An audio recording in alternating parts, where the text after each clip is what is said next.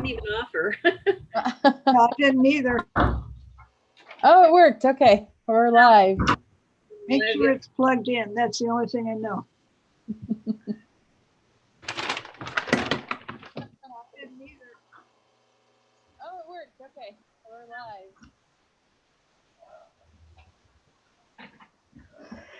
How are you guys doing? Great. Enjoying the new year? Yeah. No. Watch the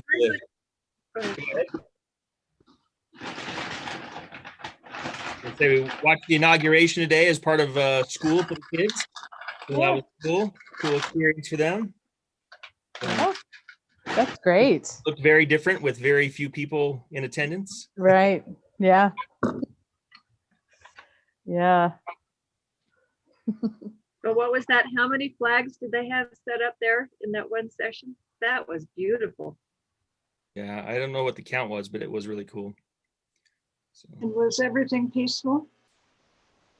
Yeah. Good. I didn't watch.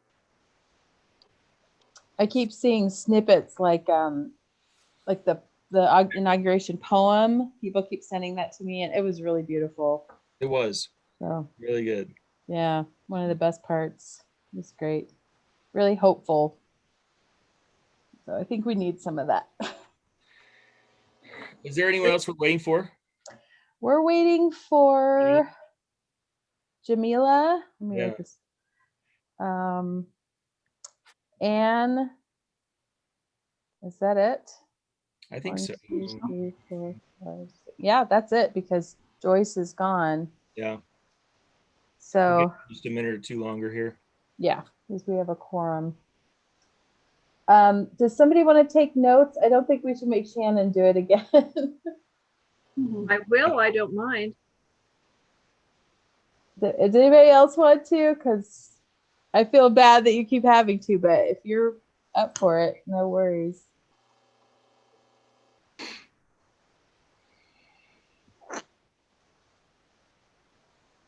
All right, Shannon, it's you. We're all fighting for the position. Yes. I know Shannon would do a great job.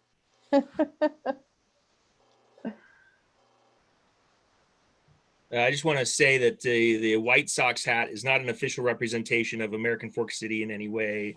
You know, there's no formal support there.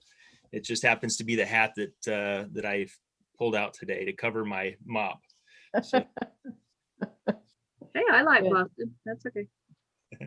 This is White Sox. Chicago. Chicago. Oh, Chicago. Yeah. Okay, sorry. I always get them confused. Whenever I'm in a city, if there's a pro game going on and I can fit it into my schedule, I try and go, and then I always have to get a hat. So that's smart. So do you have a big collection? It's getting bigger. Yeah. Yeah, that's great. I've got quite a few.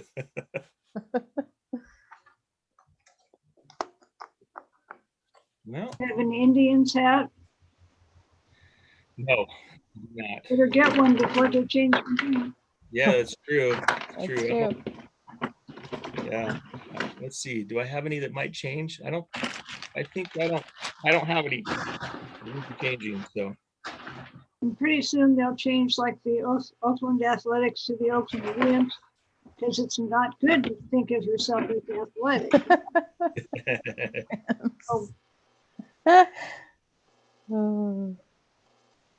Is it still the Oakland Athletics? The Oakland A's, yeah. Maybe they'll be the Oakland Athletics.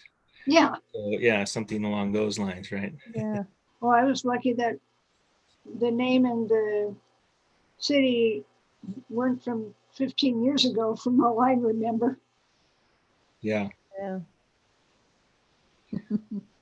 But people asked me about, I said, well, I'm from Indian country. And I said, really? Yeah, haven't you heard of the Cleveland Indians? Yeah. I don't know if I've ever even been to Cleveland. You haven't missed much. Oh. I've been there a few times. I like Cincinnati, actually. I've been there about twice. Yeah. we were from a small town outside of Cleveland, and we were very independent of Cleveland. We didn't, although my dad worked there and I worked there for a couple of summers, but Yeah. Well, this this might help influence how many candidates we end up choosing for tonight, right? This is true. Yes, absolutely. So, should we go ahead? Yeah, let's do it. Okay. I do have a question about the questions. Okay. Yeah. I don't have my list anywhere. Mm-hmm. And so I wanted to know if you want me to ask something specific, just let me know. I'm showing you. Yeah, I think I've seen that from the last time. I Right. saw it. I saw it this time, but I don't know where it disappeared to. Okay. Well, I think, let's see how many there are 6 of us here. 1, 2, 3, 4, 5, 6. So we can each take a question. Barbara, we can tell you a simple one. Number 5 is really simple. What changes would you like to see in the library? Okay. You don't Really? mind doing I only that? counted 5 people here. Count yourself. I did. Yeah. Yeah. Oh yeah, you're right. There are 5. Okay. You're right. Okay. I have the, How do you want to organize it? I have the same issue. I left all of the stuff I printed off on my desk. Uh-huh. Yeah. So, Michelle, maybe you can ask a patron wants a book to be removed from the library. That's a good one. I've been Okay. on that committee before, and so Yeah. Yeah. Do you want to take that one? I will do that. Shannon, Okay. what one do you want? I like the one, as you think about the 3 primary board roles, which one are you most comfortable with and why? Okay. Okay. I like the 6th one. Okay. I like that one too. Well, why don't, Jason, since you're running the meeting, you can Oh, do yeah. 1 and 6, and I could do 2. Okay. Both of you get changes, huh? Okay, just so you know, I never heard from Lori, so she is scheduled as their second candidate. If she doesn't show up, we can go ahead and do some of the rest of our meeting during that time. Does that make sense? Yep. Okay, because I hate wasting time. I don't want to just, you know. Yeah. sit Well, around. I should do an official welcome to the library board meeting for January 20th, 2021. Did we have any public comment items? Nope. Okay. All right. Well, we're going to be interviewing some candidates for the library board position. We'll have Sandy Barney, Lori Williams Estes, and Heidi Rodebach, right? Mhm. And then we will vote by casting our ballot privately to Cassandra, correct? Right. She will tally those, and we'll make a decision about adding board members. We'll also want to decide, we can add up to 3. So we'll want to decide if we'd like to do more than 1. So then we'll do some updates about the library. And we have a few things to vote on. I'm excited to talk about going fine-free. So that we'll have some conversation about that. We have some changes in the bylaws that we discussed, and then some. I think there's some training upcoming. Correct? Right. Yeah. Great. All right. Perfect. So should we? I guess So we're. let her in. Is she there, Sandy? Yeah. Great. All right. I'm gonna admit her.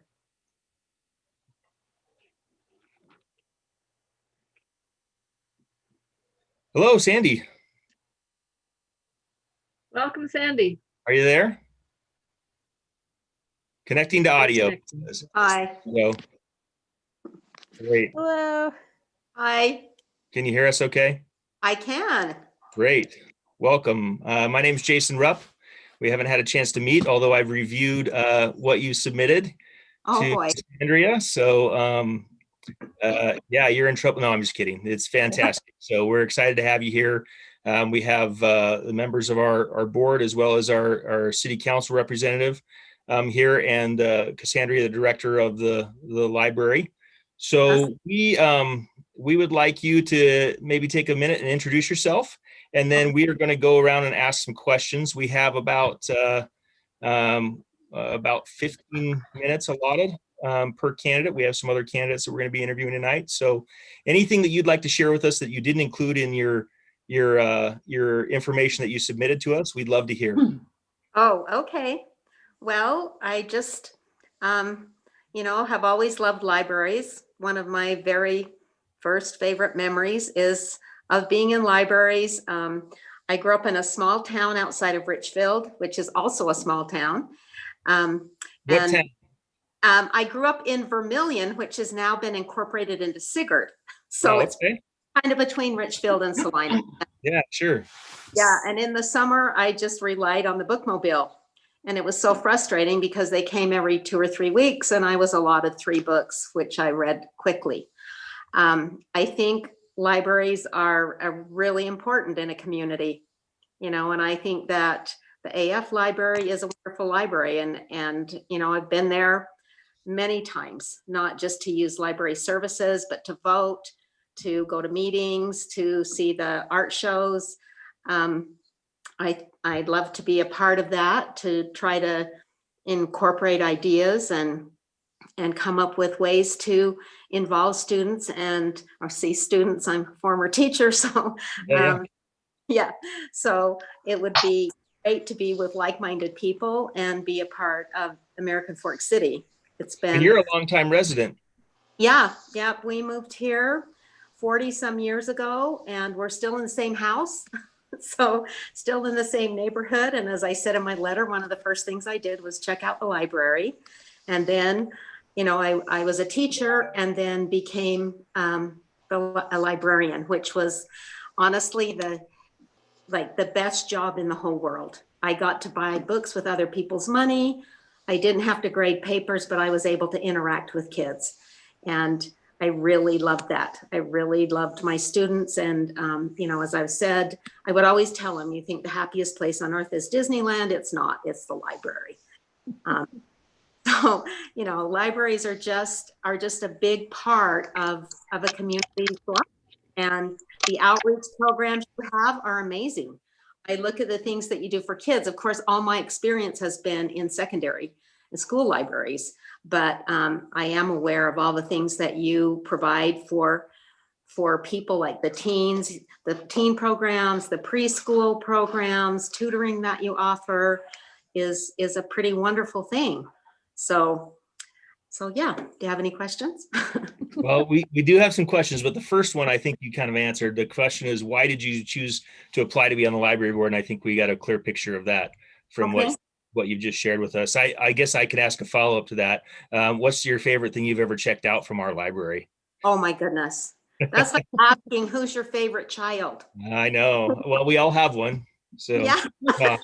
Well, it depends on the day. And I would say that about the books too, because I go from popular fiction, and a lot of times I really like the nonfiction. I like biographies, those kinds of things. So I really can't name one. Awesome. Well, we'll get to know more about that later, I'm sure. So who had question number 2? We have a list we're going off of. So I have that. Question is if a patron requested a book to be removed from the shelf, what would your thought process and plan be? Well, I know that that's what you must deal with, because I dealt with that a little bit in the junior high library, but I was lucky because, we have more a tighter control and a more specific objective. But as far as censorship in the library, I think I would follow what we did in the school, which is we have a committee.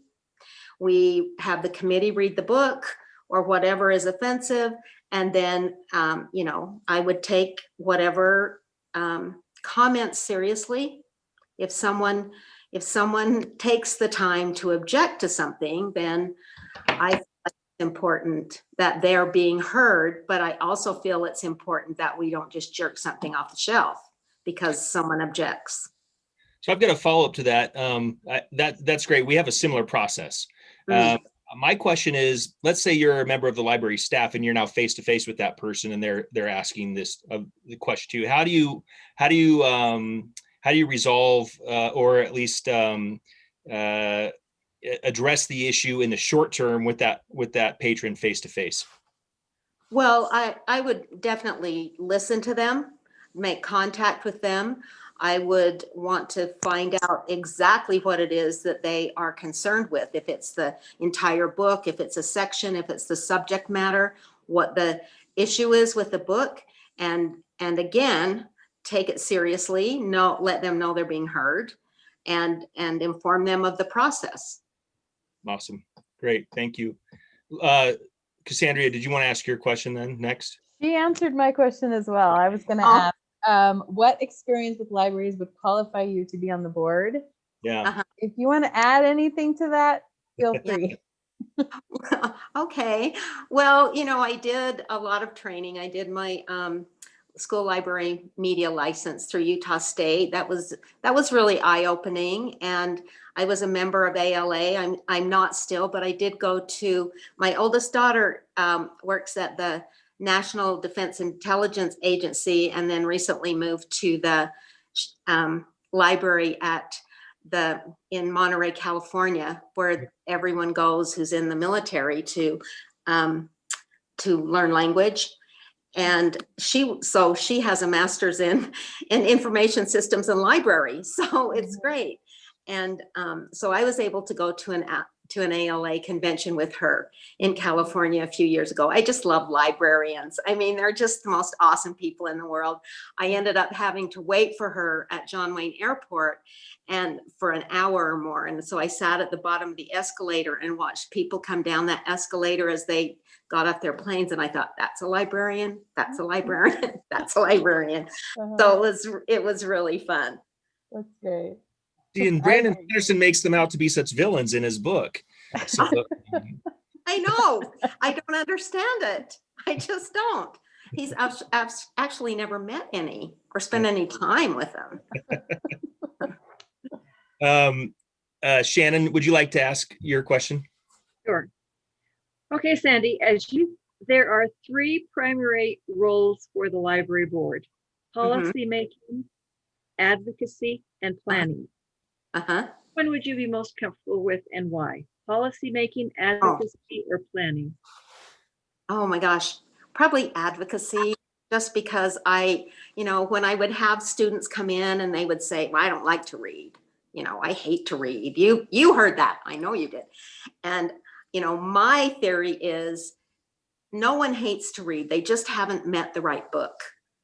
And so I spent a lot of time, because I felt like, especially at the junior high level, if we didn't catch those kids at that age and try to help them become readers for pleasure and for information, but if we lost them, then we lost them completely. So I spent a lot of time, even sometimes one-on-one with kids, to try to find that right book for them. So, and I also feel that people need to know in the community how much this library has to offer. And I think that the library does a really good job with that. You have the monthly newsletter that goes out with the bills and all of that.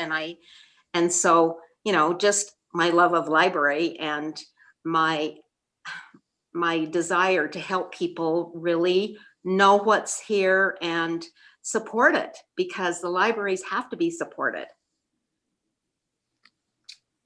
Fantastic. Any follow-ups from anyone on that one?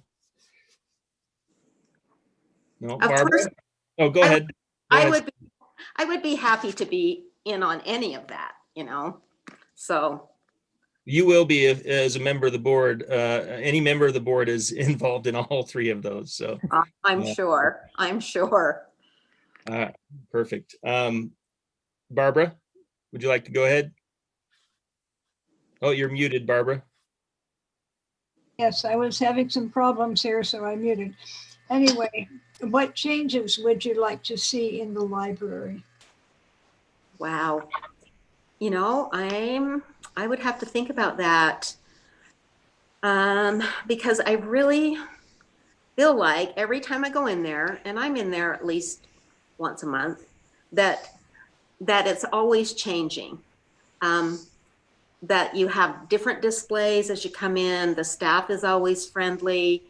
Um, you know, and I'm not sure what you have as far as computer programs or those kinds of things. I would have to see. But you know, right off the bat, I can't think of a huge change I would like to make because I feel like, you know, it's going very well as far as I'm concerned. So, final question for you, Sandy. If the American Fork Library to be on the front page of the Daily Herald in 5 years, Uh-huh. what would you like the story to be about? Oh, well, I wouldn't like it to be about some book that we refuse to pull off the shelf for sure. I would I agree like, with that. So, yeah, I would like it to be a story about this is a great community library. They have, it's a refuge for people who need a place to go and be quiet. There's really not enough of that in this world. There's so much noise that surrounds us all the time. And, you know, that possibly we have a new program that's been very successful for students, for community members. You know, when we built the new library, it was just fantastic. I mean, I remember that very well. And I would love to have libraries highlighted and librarians highlighted because, you know, as a school librarian, you know, a lot of districts did away with their professional librarians. And that was heartbreaking to me because, you know, people who believe that librarians just check out books don't know what they're talking about. And so I would love to see more attention given to librarians and libraries and their importance. fantastic. Well, we appreciate your time and your interest, and you know, you should look to hear from us in the next few days. Okay, well, Anything, I anything appreciate, else? yeah, I just appreciate the opportunity to speak with you folks and just to give you an attaboy because I really do appreciate everything you do. I love that library and I love visiting libraries around the country and whenever I'm able to get out, which isn't very much anymore, but I just want you to know that no matter who you choose, I'm behind you 100%. So. We appreciate that. So, one more favorite question. What's the favorite library you've been to in the country? You don't have to say American Fork, although we are biased. I know. Well, you know, I have probably, other than American Fork, which is of course number one, but the Salt Lake City Library is amazing. Yeah. And also the little tiny library in Carmel by the Sea, where my daughter lives in California. Just a little tiny, beautiful little library space. Yeah, the whole town is. She's lucky to live in such a beautiful place. Isn't she? She's lucky she can almost afford it. Especially especially being paid as a librarian. So yeah, so okay, well, thank you. I appreciate you and appreciate the time. So Thanks, Sandy. Thanks, Shannon. Thank you. Thanks for letting me in on it. Yes, thank you. Oh, thank you. Good to see you. Bye-bye. Bye-bye. Bye.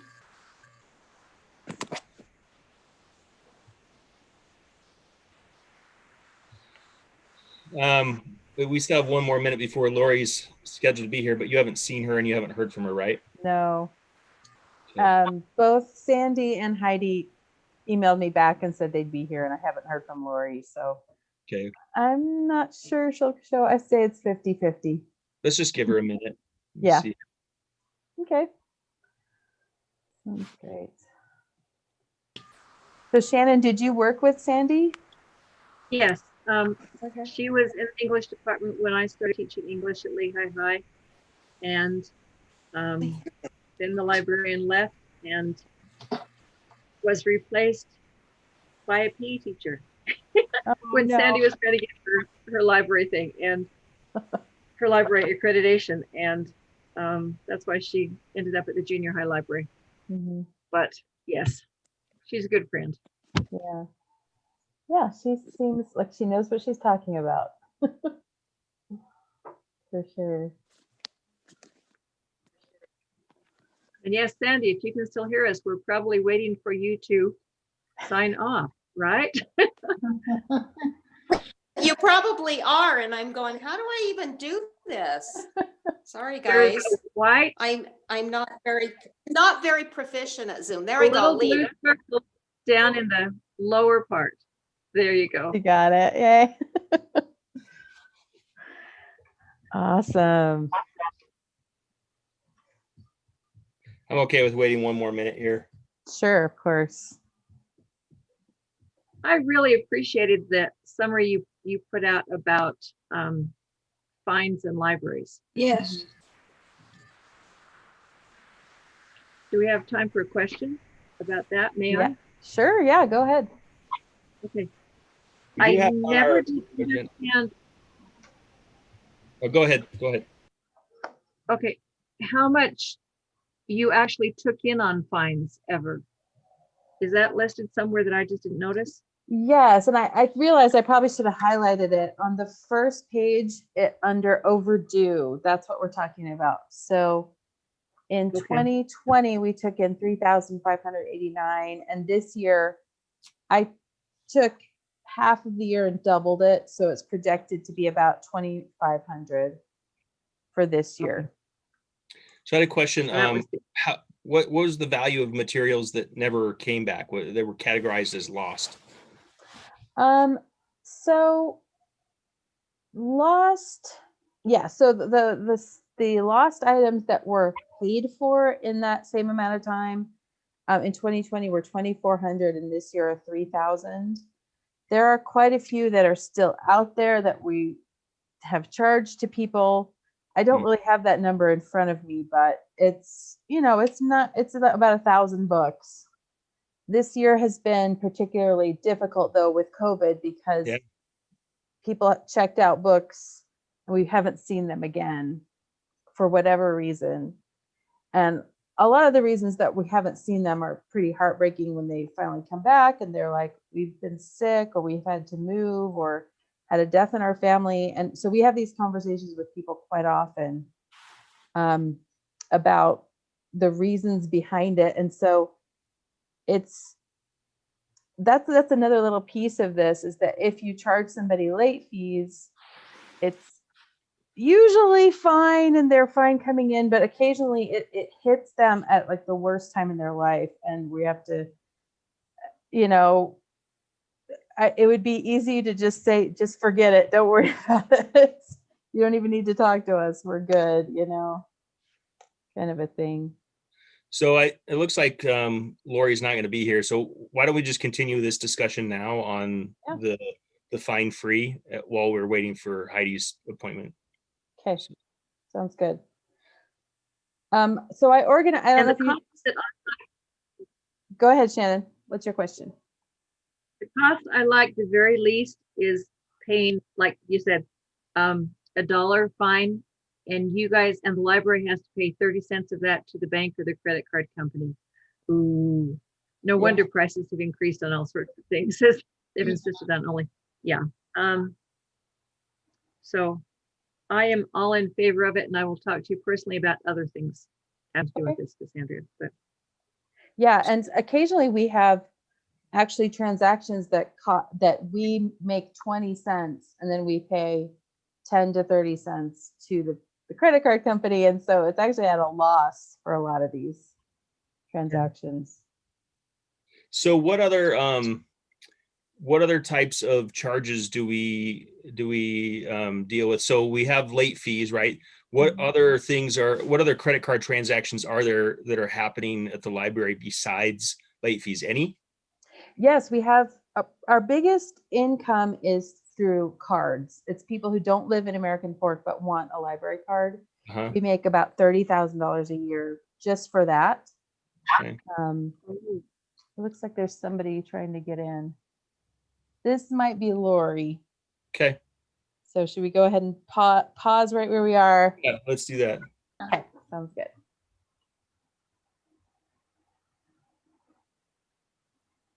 Oh, it's Anne. It's not Lori, it's Anne. Hi, Anne. You mean someone else isn't here either?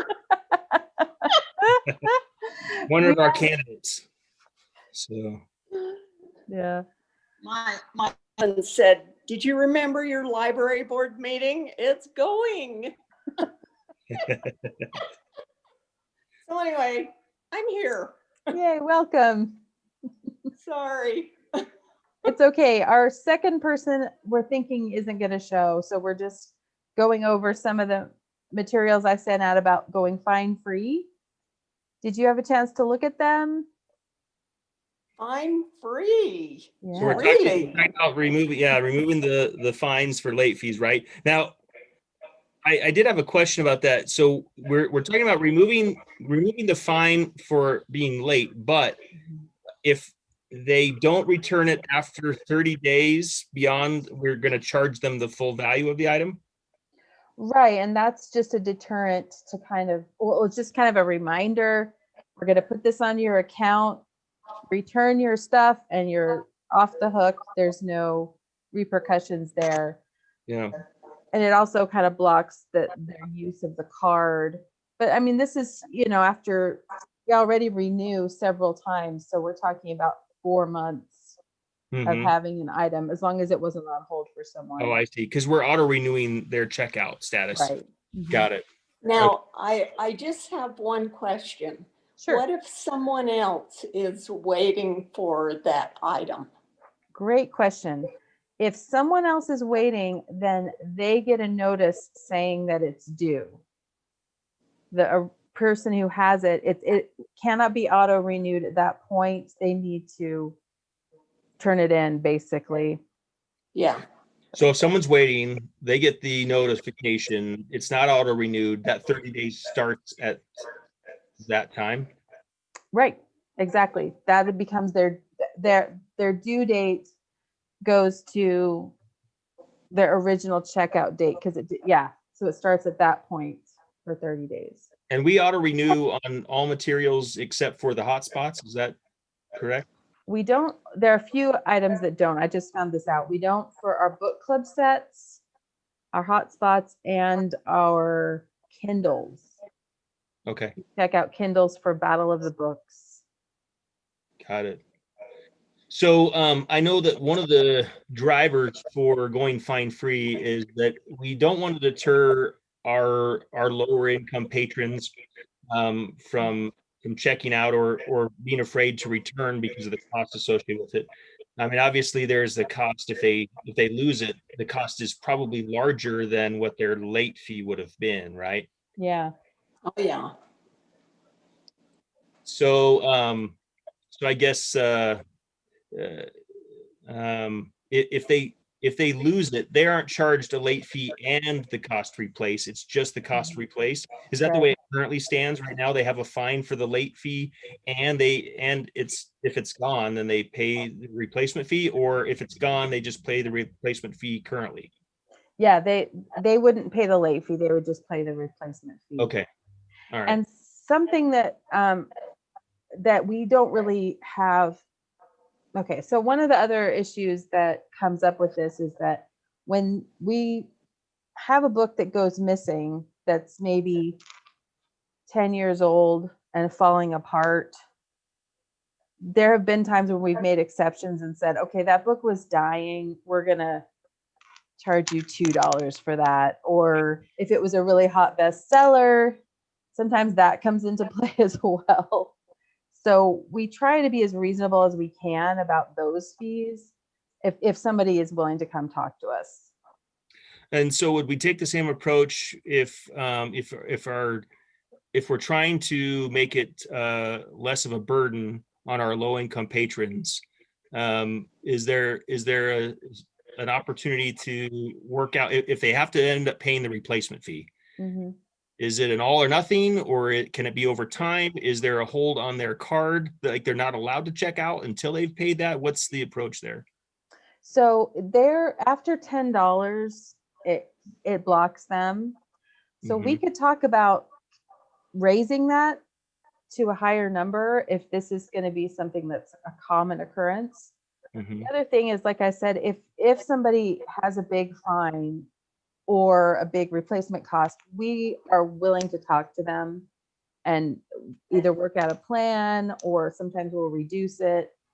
You know, we try to be as kind as we possibly can. There's people who, for example, one family had a ton of books at their house and their house caught on fire. And Wow. we were like, fine, don't pay us. You have enough going on in your life. We're going to let that go. Yeah. Yeah, that's But probably, other that's, than that, I think people in this world still need to be relatively responsible. Yeah. You know, I mean, Yeah. I do. I don't think we should forgive all sins. You know? I agree. And I think for the most part, we just want the books back. That's our goal. Yeah. You know, just bring them Yeah. back and you're fine. is there a Yeah. cap on that fine? Yes. Well, it's per item right now. So it won't exceed, the late fee won't exceed the replacement cost. Is that, Right. Yes. Right now, the fine, the cap is $5. So yeah. the cap is $5? So you said at $10, is it $5 per item? Yes, per item. Mhm. Because you said after $10, their card is Yes, it's turned kind off. of frozen. Yeah. Then they either need to make a payment or come talk to us or something. Well, So, a yeah. lot of books cost more than $10. Right. Exactly. You're absolutely right. Yeah, So that they do. we may want to put that up higher. We may want to keep it where it is just so they know we mean it. We could also talk about that. Do you think it's a case that it sounds like you guys are using best common judgment right now? So does that work? Does that work for our policies to just have it that, do away with fines and then just have a cap on book replacements and just with understanding that they have to come and talk to staff and work out something? Yeah, I think what we try to do in those situations is we say, okay, here's your fine. Call us with questions. We're willing to talk to you about this, and most people will just pay it or return their stuff. That's generally what happens. But I do feel like if somebody is, financially burdened by it, that I would rather err on the side of letting it go or reducing it. So yeah. Andrea, is there a limit to the number of books you can check out, or books or movies or whatever on a card? Yes. So it's been 50 items. We've upped it to 100 during COVID because of the quarantine. So people were getting blocked because they were trying to do another 50 and they were waiting. So generally it's usually 50. Okay, wow. Yeah. Okay. Well, I like that idea. I know that many times all of a sudden it's dawned on me at 5 minutes to 9, oh my word, my books are due today. Mhm. And if I could have just had one more day, oh, it would have been great. Mhm. So, But you're right, Ann, there needs to be some accountability. So, Mhm. yeah. I like the idea of removing the late fee fine, but I do think we need to charge, actual value for replacement, right? So Yeah. if it's I a do too. $20 book, then it should cost them $20. And whether we decide we're going to let them pay that in a couple of payments, or we tell them, hey, you can't, your library card's turned off until that's paid, or what, that's probably something we need to decide is how to handle that. But I do think that we need to make sure that if we're not going to charge a late fee, because I think that probably subsidizes the cost of replacement, right? So if we're not charging a true replacement cost, we're using those fees from those fines to cover new materials. Because if it's a late fee, they're paying us and they're returning the item, right? So we're getting money and we have the item back. But if it's lost, we need to replace that, and we're subsidizing that with what we're getting from late fees. We need to have some way to make that up. Yeah, So. that sounds good. Well, Okay, right can we right put a now pause it's really quick because really- Heidi is here. Oh, yeah. Sorry. On time. Good All right, job. so we can go ahead and ask our same questions this time. Does anyone know Heidi? No, I'm just kidding. I'm just kidding. All right, but save up any thoughts or questions you have about this and we can get back into it. All right, I'm gonna let her in. Everybody ready? Yeah. Ready.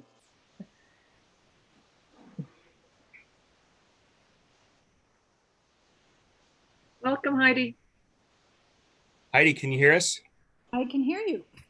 Great. Well, welcome back. We're glad to have you here. Well, thank you. Do you want to interview us as to why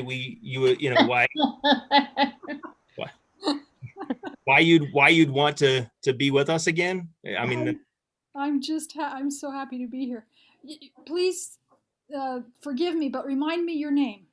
yeah. So I'm Jason Rupp, Jason. and of course I'm new, and Shannon as well. Shannon is also new to the library board. So really, this is for our benefit, to get to know you a little bit better as we make some decisions here. So, we have some standard questions. You've probably heard them before.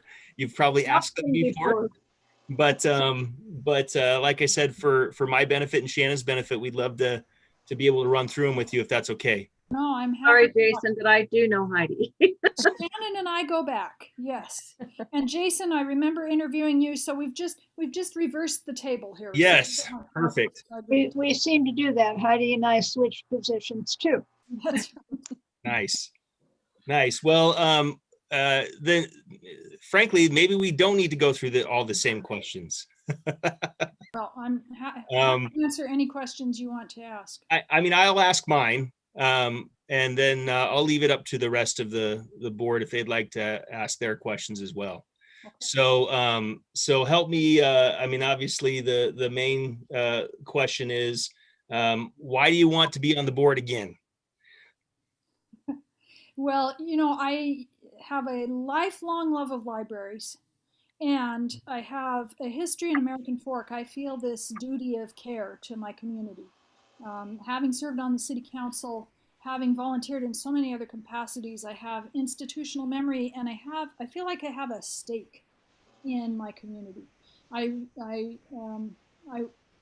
need it to be a good home for myself and for my family and for my neighbors.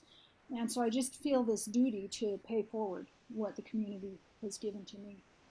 And so the library is where I like to serve best. Perfect. Now, if you weren't to be on the library board again, but you still want to make American Fork a great place to continue to live in, what else would you choose to do? What other way would you get involved? Well, I could start attending city council meetings again. Yeah. If you're desperate. I've loved my service on the Arts Council too. That's my profession. I'm a musician.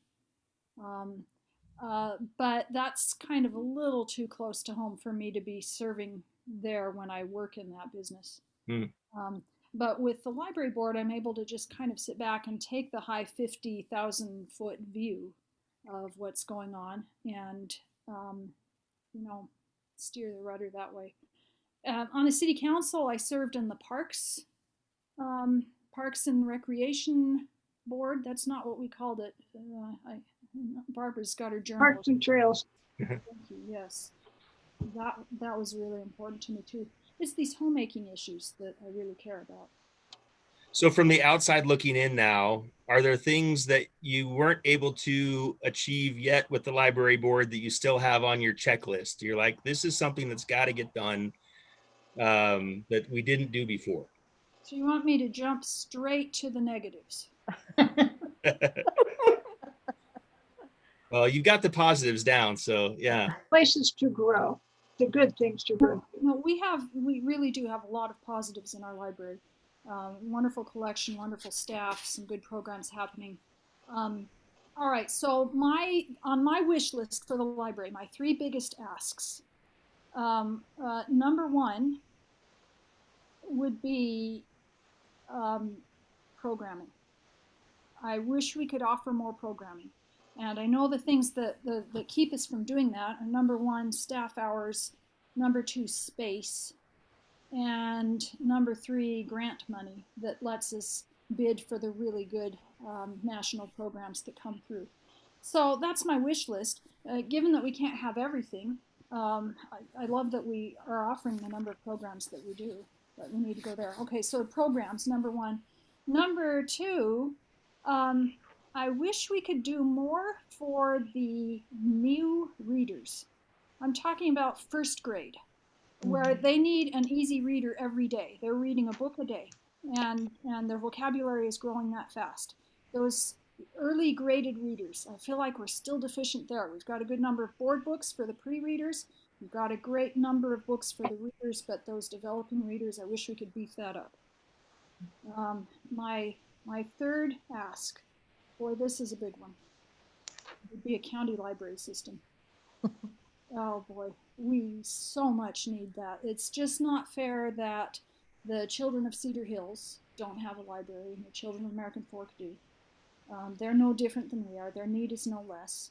And all of these communities that need that access. So we've done a great job with our reciprocal borrowing service. We do a great job offering library cards at cost to people who don't pay American Fork taxes.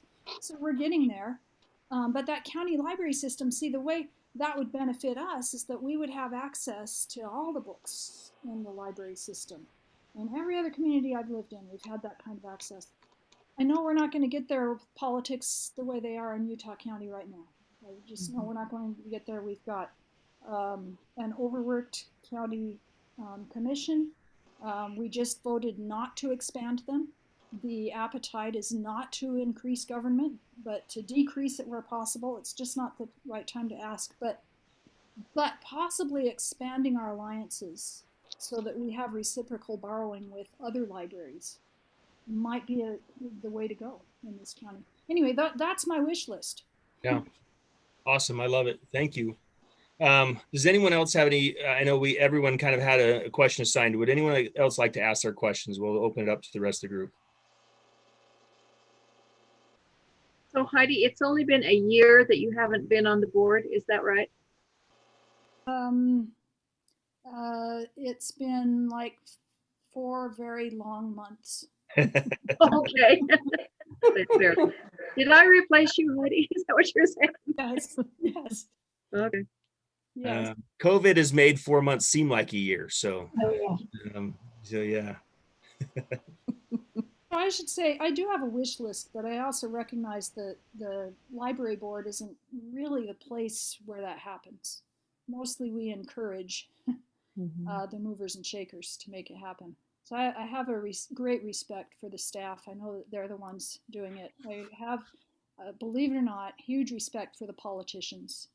And so, but I know that from the library board, we can contribute our knowledge and our encouragement and our advocacy, and I'm up for that.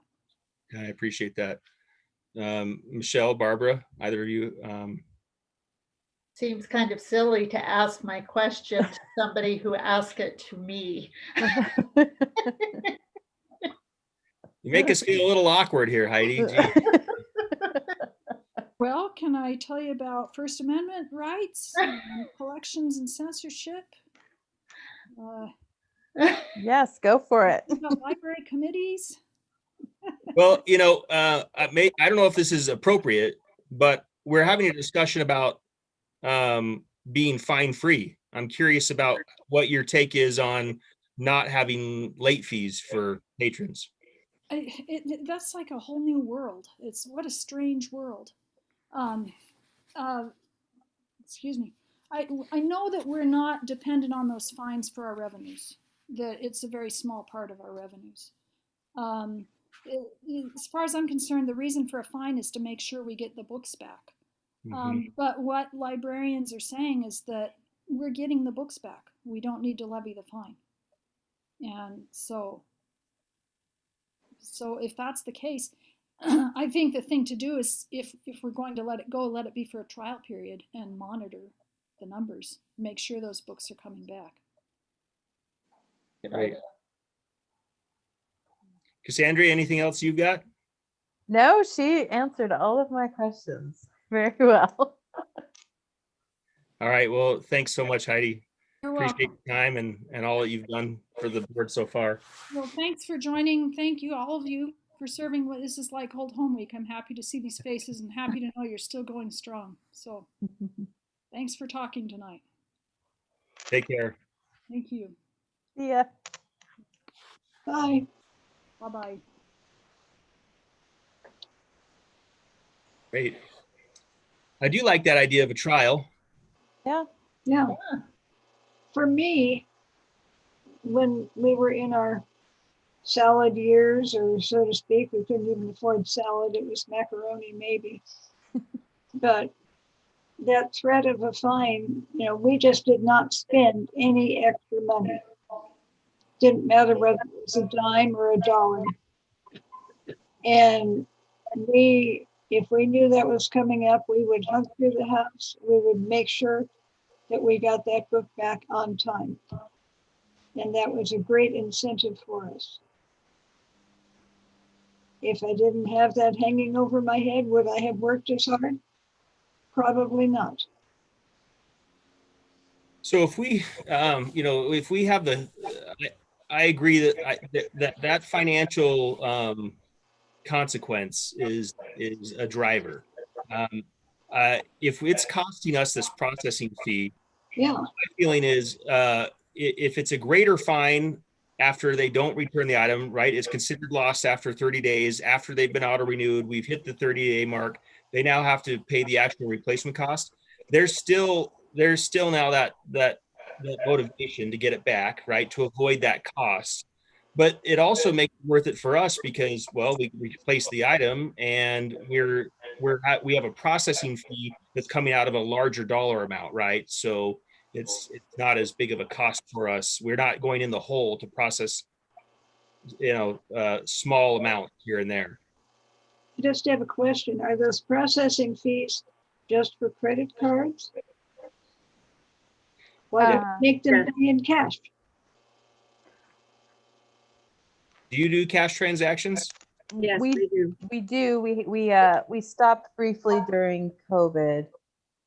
But yeah, we do sometimes. Yeah. And if they're talking about 30 cents or 50 cents or whatever, I wouldn't put something like that on a credit card. I'd pay cash. I don't think there'd be any question. So that would cut down on our costs. I don't carry cash. So even when I go to the pharmacy and I have a copay and it's 30 cents, it goes on a card. And I think there's a lot of people that are probably like that too. Yeah, I think it's going that way. Yeah. Yeah. Now, when I first joined the library board, it seems like I remember that all the fine money went to the city. Right. Has that been changed or what? So yeah, this is all kind of academic too, because we're going to have to go. We're talking about this, but I'm sure the city is going to want to approve it because they get the money. This all goes into the pot that I guess their income. But if you look at that, then the 2,500 this year is even smaller, out of what, like a $40 million budget. Is that right, Barbara? Something around that. So yeah. Same with the processing fees to replace a book. Those go back to the city too.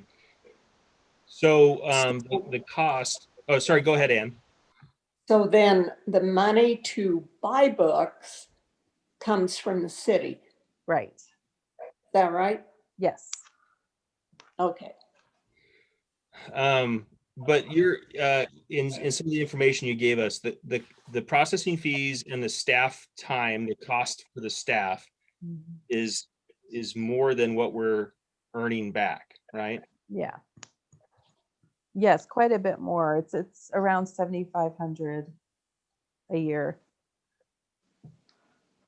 So when I guess if we take this to the city council, or for the city to approve that we do away with this, I mean, that's going to be part of their questions, part of that conversation, right? This is how much it's costing us to charge late fees. Right. This is what we're getting from the late fees. Here's the difference, right? Right. That Yeah. impact the library budget then when we make a proposal for the budget next year as to what we're asking for if we do away with that, because then our staff is I mean, they're spending their time doing other things, right? Right. Yeah. So maybe it benefits us, but even if it costs them a little bit of money.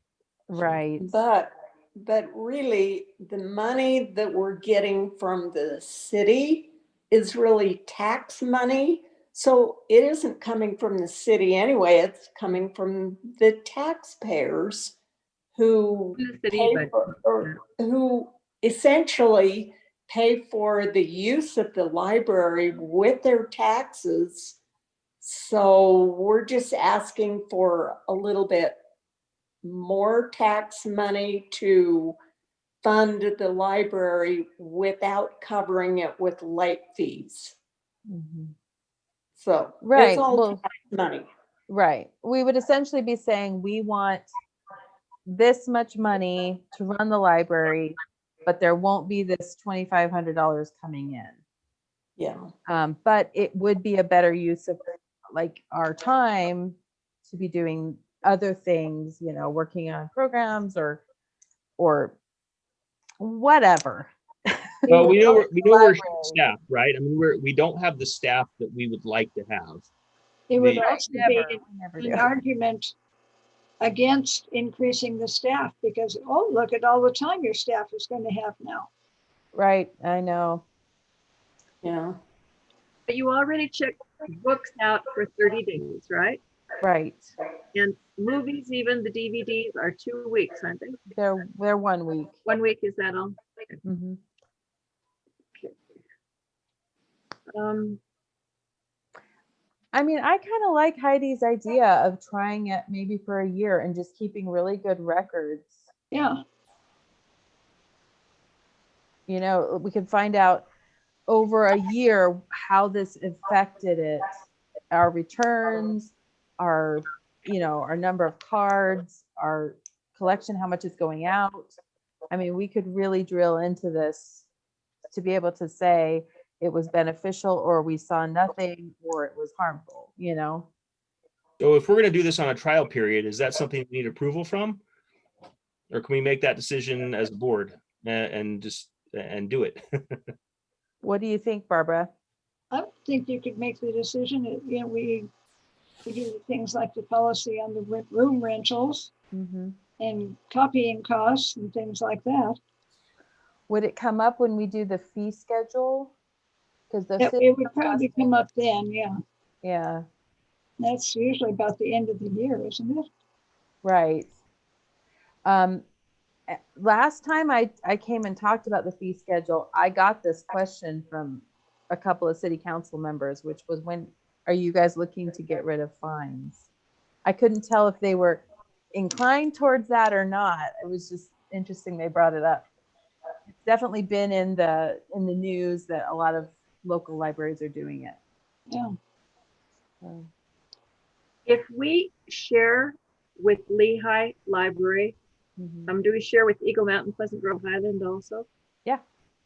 So if I have a book that's late, if it doesn't get back to the Lehigh Library, Mhm. do I pay the AF Library a fine or just get it to Lehigh whenever it happens to get there?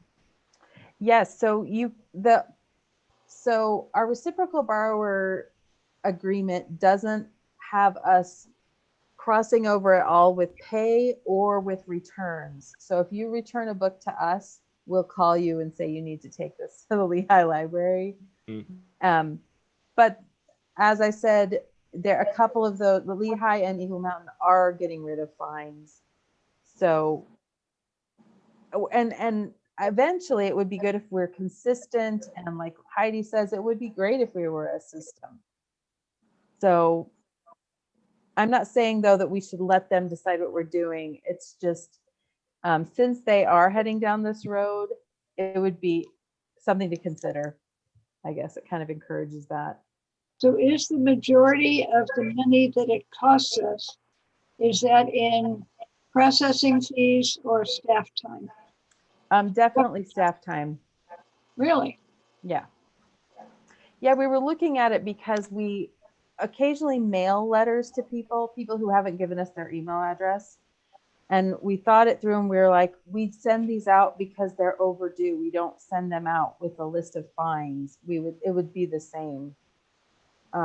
So the time that it takes for people to come in and talk to us and pay, plus the number of people who have concerns about it or upset about it, it all adds up to about an hour and a half a day.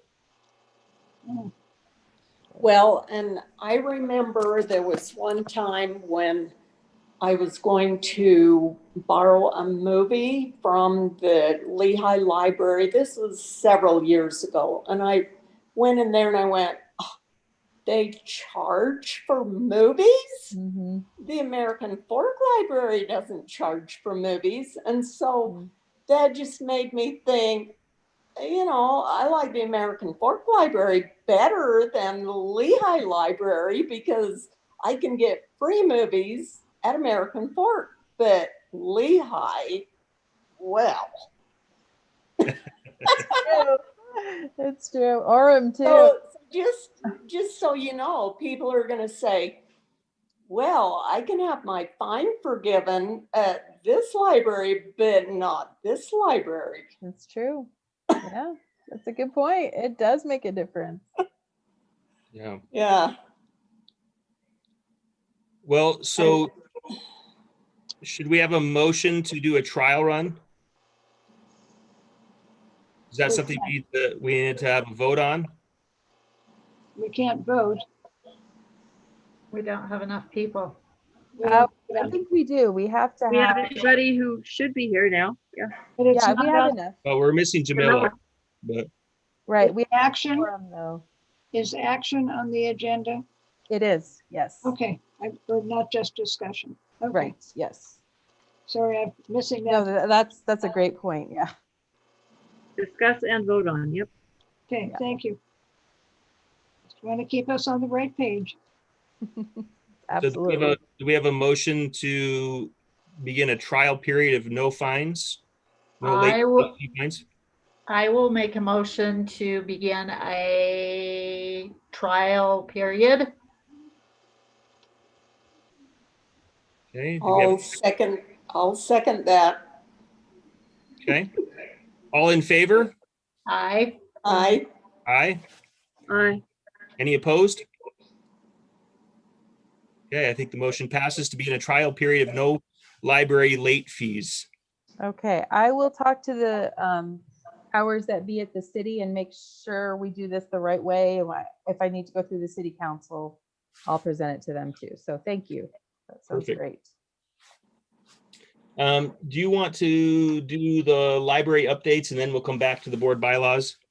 Yes, I'll do this for really quickly. We are continuing with our COVID. I don't actually know why I put this in here. Quarantine We are of books. still doing the same stuff. Yes, we're quarantining the books. Nothing has really changed. We have had a number of people catch COVID or have a family member with it, and luckily the city is paying for them to stay home. They've been really great about that. We have had a couple of people complain about the masks. It started trickling in maybe a month into it, and so we're basically asking everyone to wear a mask. We offer them, if they complain and they get huffy and angry, we're not going to make them. We also always offer that we'll bring stuff to their car. We're like, we can deliver things to you. we come up with as many solutions as we can. Sometimes that still isn't enough. So luckily it's only happened a handful of times. So So that we want to avoid confrontation for the Mhm. staff. We also want to keep the library patrons safe. right. I'm curious with businesses in American Fork. I know the police department, they businesses can at any time say you're trespassing if you do not leave when we ask you to leave, right? And that's what the issue becomes for the police when they arrive at a situation. It's a trespassing situation and not a mask enforcement situation. So I don't know, as a public facility, if we are in the same position where if we ask a patron to leave and they don't leave, are they then trespassing? Do we have the right to ask them to leave for not wearing a mask? I guess that's that's a question I have for you, because Right. it does. Like I said, I want to avoid confrontation for the staff. I don't want it to become an issue. I want the library to be a welcoming place, but there should be, we're being told and that masks are a benefit, right?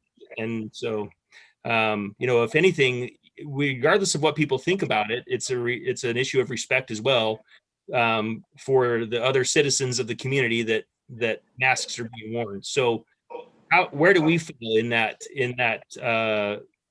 I guess the ability to ask someone to leave and then determine that they're trespassing if they don't, or do we fall under that same rule?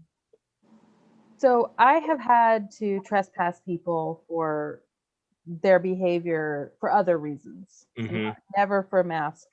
And it's absolutely the same case. It's like you have crossed the line, you need to go and never come back in those situations.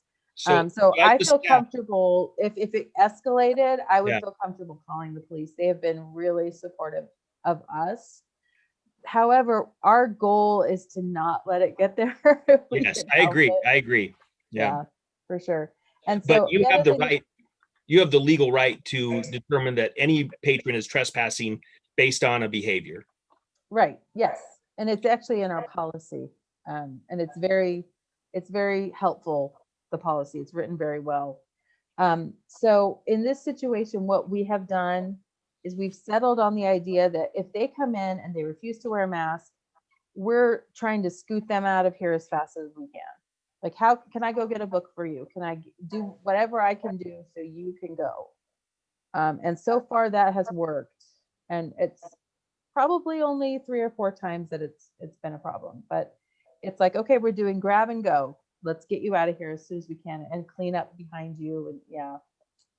We may see a shift. I know, President Biden today, one of the ways that he's addressing the pandemic is making it a federal mandate on any federal property for people to wear masks, right? Yeah. That will probably have some trickle down effect on Mhm. states and local governments to, feel the the need to do something like that. So we may not have to see that as an issue, and it sounds like you're handling it really well.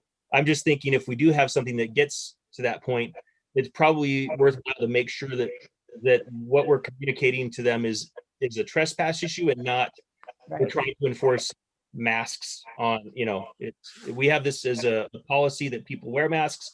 You're not wearing that. If you were doing anything in our library that was against any of our policies, we would trespass you, and which, what we're doing now. So Yeah. hopefully you don't have to deal with Yeah. that. But I just want to make sure Of their behavior, yeah.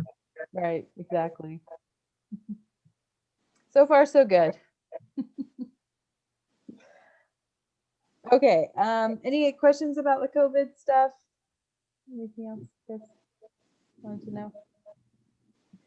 Okay. The next one is grants. We've gotten quite a few of them. The city has given us money to buy a whole new fleet of carts. Our carts were falling apart and we had to kind of double up use of them because of the quarantine.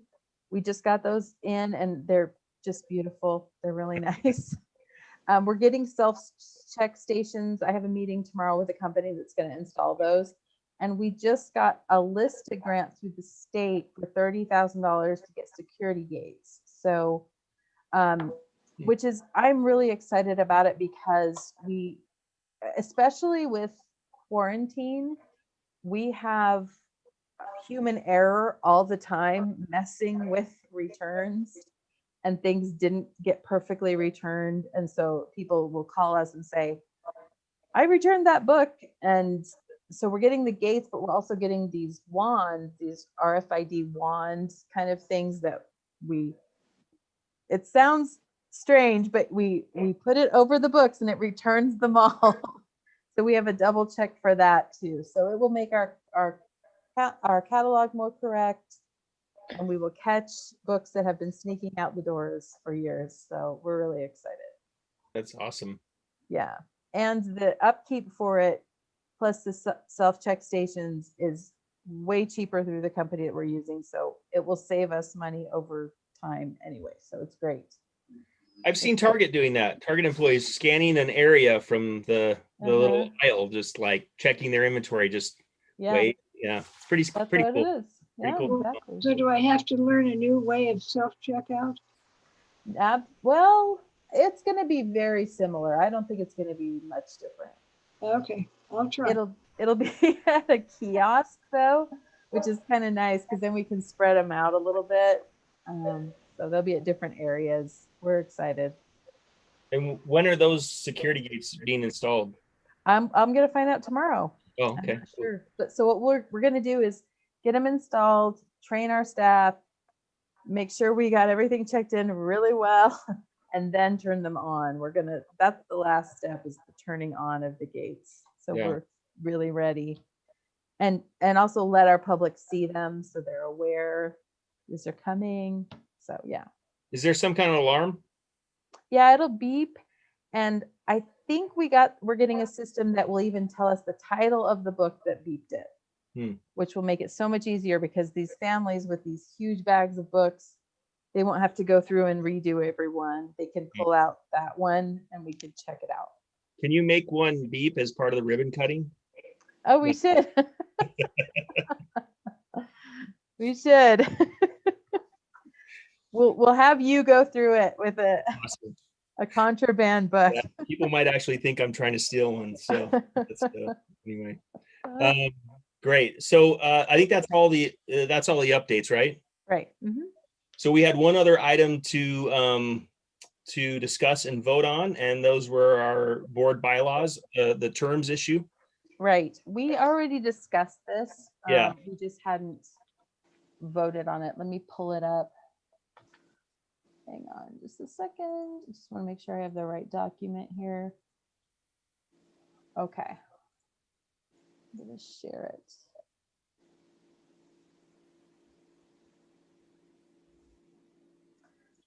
Okay, can you guys see that? Yeah. Yeah. So the highlighted area, we discussed this, but I hadn't put on the agenda as an action item. We went over it and thought about having the library board chair as a 2-year position, and then board members as a 2 to 4 years with an average of 3 years. I don't know if this rings any bells.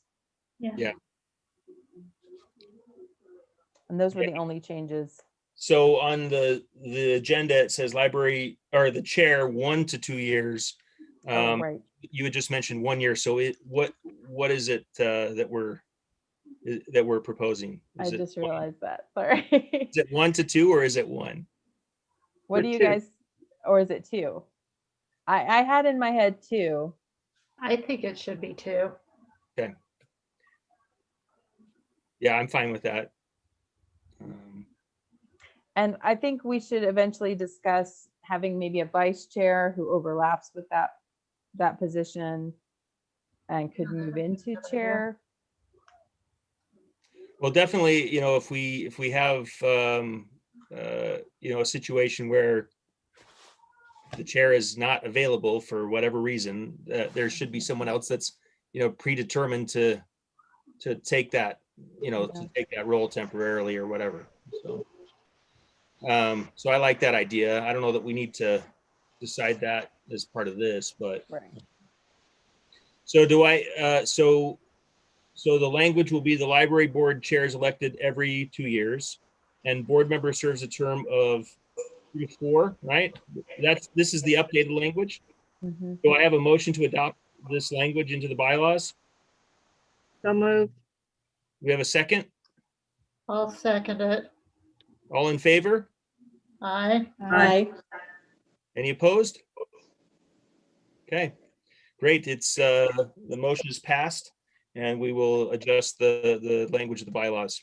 So All right, now I have to figure out how to stop sharing. Sorry. Hang on just a second. I don't know why this is always so tricky.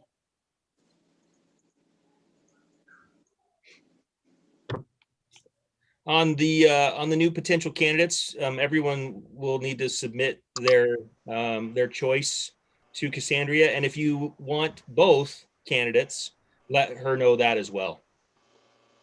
So just do that through email in private, and then Cassandra will let us know the results. So Okay. And we can't speak one way or the other, however we feel about more than one, or We can discuss Yeah. it. That's fine. Yeah, should we have some conversation about that right now? sure. I'm in favor of having more than one added, just because it gives us a little bit of flexibility if someone can't make it for whatever reason, or I think it also allows for maybe some additional insight from different parts of our community. But that's my personal opinion. Anyone else have thoughts on it? I Both agree of with these ladies are so well prepared. I would like both of them on as soon as possible. So you would like both then, as you no. Awesome. And Michelle, you said what was your thought? I like that idea. I think the more that you get, the more excitement and abilities to cause things to happen. I mean, we do have a cap, right? And so I agree. We obviously that's there for a reason. Too many cooks in the kitchen, right? But I do agree. We have a fairly small group now. If we have an opportunity to grow, I think that'd be great. Anne, any thoughts on that? Barbara? Well, I was very impressed with both of the candidates. I think they would do a great job, and I think they would contribute.